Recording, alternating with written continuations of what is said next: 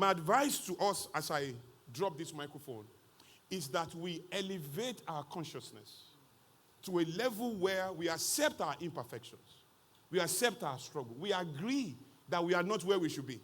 But that if you are ever going to live here, we're not going to do so by murdering ourselves, by defeating our own story, and bringing ideas, BID, brought in dead, but being matured enough to underscore that which is failing and incomplete, but to seek that loophole in it.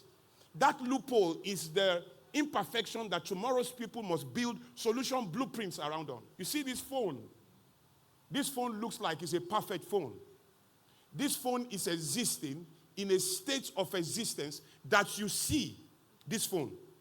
But when we are matured, we must first of all accept that even if we cannot see it, we must admit that this phone is imperfect. And that the imperfection of this phone is what we must find, not the excellence of it. So if we find the imperfection of this phone, then we build solution blueprints around that imperfection to define the next level of this phone. So this phone that you see, as beautiful as it is in a state of existence, phase of development that you do not see, and it's in a season of usefulness that you see. What are the two things you see? Is season of usefulness. What is the next thing you see? Is state of existence. But is phase, P-H-A-S-E, of development you do not see. So the societies you respect, they don't camp around the season of usefulness of a thing. They don't camp around the state of existence of a thing. They camp around the phase of development of a thing.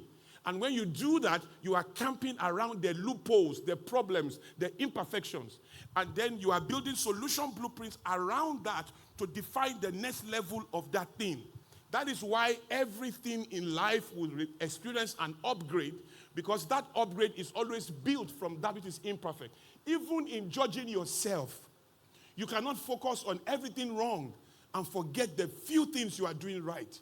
If you are ever going to grow, you have to honor the things you do right.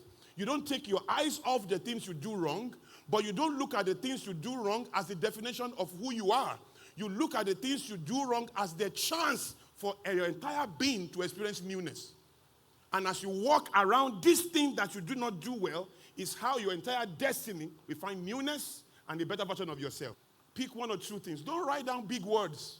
Focus on only two brackets. What I will stop doing, what I will begin to do. If we focus on the simple things that people will say here and ask ourselves the biggest question of all, the test of transformation is not recall.